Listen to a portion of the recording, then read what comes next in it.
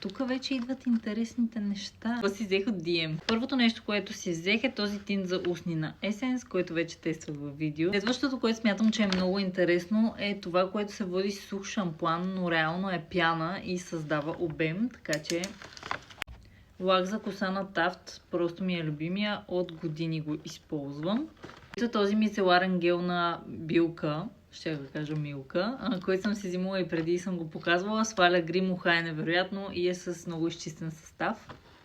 Това също си го взимам за пореден път. Розова вода на Алтея и е в стъклена опаковка. Тук вече идват интересните неща. Взела съм си база за спирала, никога не съм ползвала. Първо ми е интересно дали цветните ми спирали ще се виждат по-добре с нея и второ дали ще подобри така цялостния вид.